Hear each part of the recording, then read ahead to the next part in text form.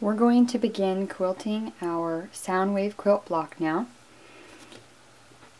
You're going to want to start in the upper left-hand corner of your block, and we are going to stitch in the ditch where the seam of the block and the border meets, all the way around the whole entire block in a square. And I'm using matching black thread that matches my background color. I already have my thread pulled up, and I actually went about an inch already here, and I'm going to continue stitching in the ditch.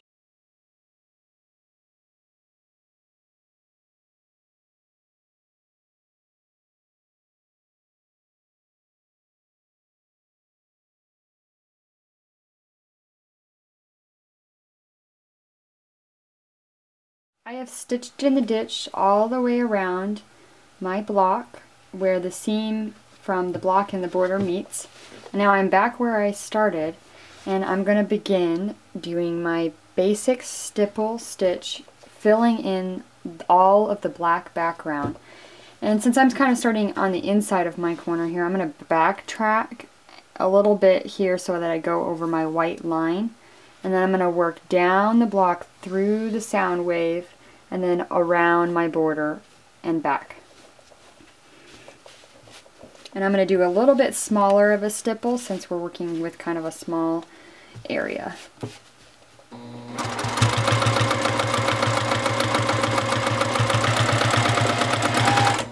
going to move my thread here out of the way.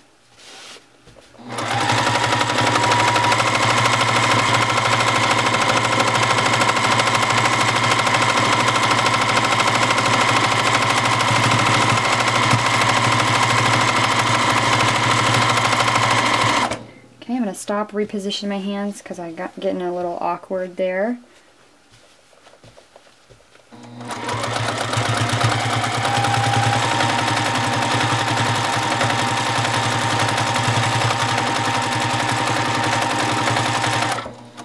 Now, when we're coming down into one of the deeper areas of the background fabric, we're going to want to try and stay as far away from the purple.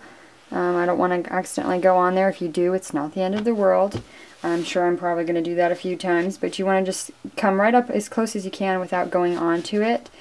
And my stipple is going to kind of get a little wavy in here because I'm working with a very narrow area. And then I'm probably going to travel stitch back out. So here we go.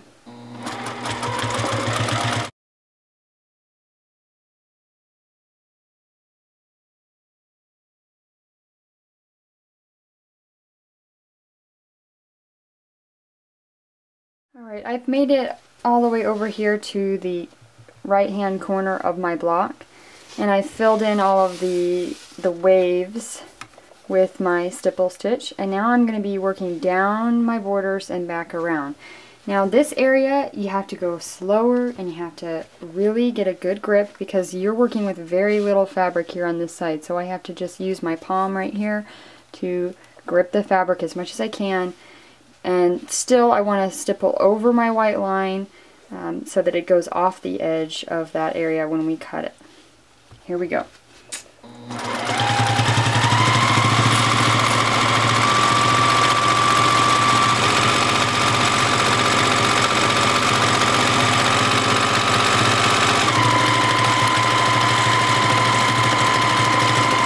Stop and then reposition my hands.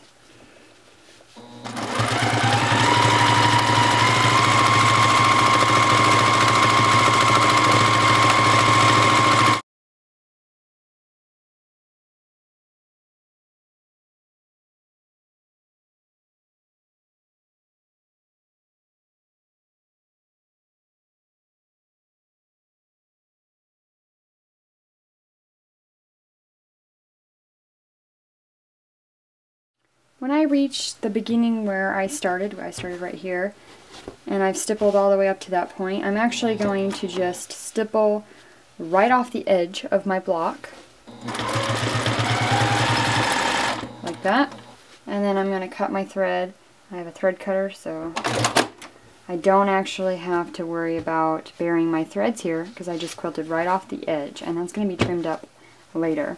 So the only thread that I'm going to need to bury is this thread here from my start. I now have my purple top thread ready to go. I've got my bobbin in the beige, and the reason I did choose beige, I should mention, is because I have a lot of beige in my backing fabric, so it'll blend in and look really nice on the back.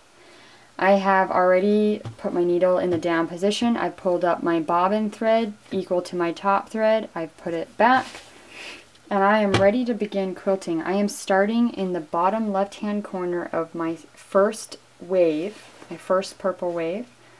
And I am going to use the wave pattern first, then I will use the organic line, and then the wave, then the organic line. And I'll continue going until I finish the last purple, and then I'll stop and switch my threads. One thing I wanted to mention too that somebody asked a very good question was, when we were working on the background fabric and we were stippling, would you start working on your Magnum block and do your background fabric for that one before switching your thread? That's a really good idea. So definitely, if you want to save having to change your thread in your machine a million times, you could do the whole background of your sound wave, then do the background of your Magnum, and then go back and do the colors. So that's a good idea. Alright, so I'm going to begin, and I'm going to do a pretty, probably like a medium wave, a little bit thinner, not too far apart, and I'm going to go up to the very top, and then I'm going to travel stitch to the top of the second wave, and then I will stop and get ready for my organic line.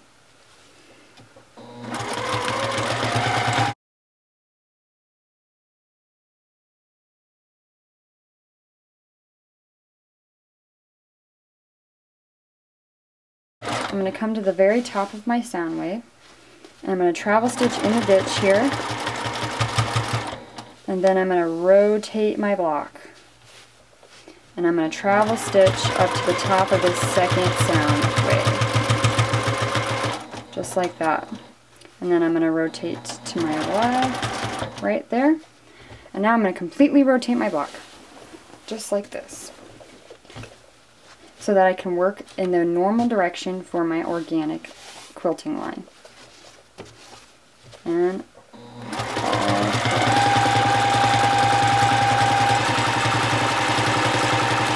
stop, reposition.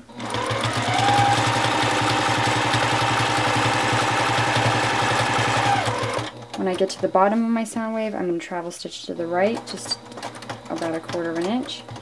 And then I'm going to rotate my block and stitch again.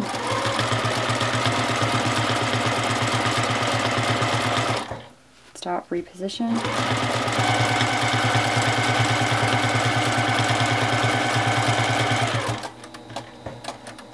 Travel stitch, rotate. I'm using a lighter purple, that's why you can see the thread really well. It's very defined. And also, you'll notice when you use a lighter color on the back of your block, it will show a little bit on the front. And that's just one of the things that happens when you use two different thread colors, one on the front and the back. And if you want to avoid that, then I would use the same color on the front and the back.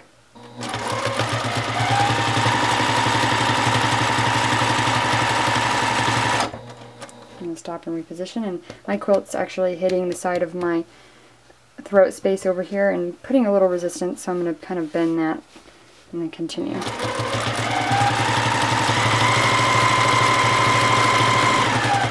Travel stitch.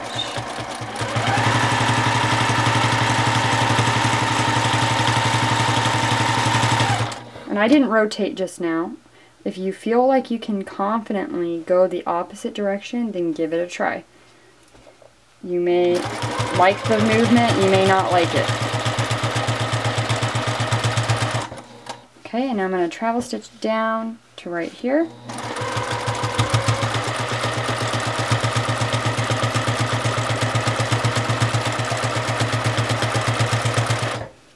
Alright. Now I'm going to rotate my block back. Because when I'm doing my wave, I tend to work better if I am doing it horizontally as opposed to vertically. So I'm going to rotate it back and then continue doing a wave.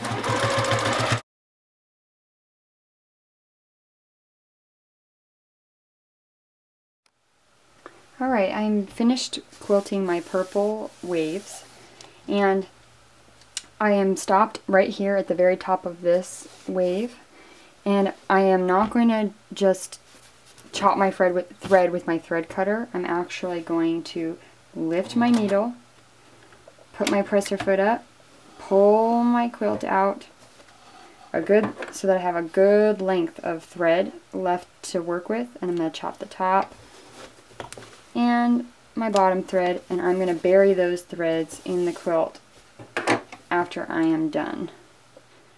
I now have my orange thread in my top, and it's threaded, and I already am ready. I kept the beige in my bobbin thread. I've got my bobbin thread up, my thread's back, my needle is down, and I'm starting right here at my orange, and I'm going to work and continue in the same way that I have been. The next up is my organic line, and then I'm going to continue. So I'm going to rotate it for my organic line and stitch.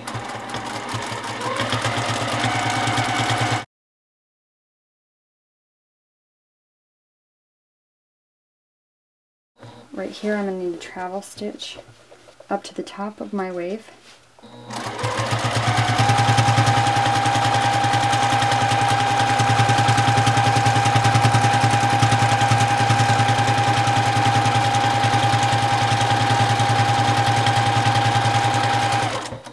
Now I have a little excess fabric right here that's kind of puckering, and you can quilt it out. You'll see that you might get a little, like I got a little bit of puckering right here in my orange, and that's okay. When you wash this, the cotton's gonna shrink it up, and you're gonna get some puckering and wrinkling that's beautiful between, and you won't even know anymore. So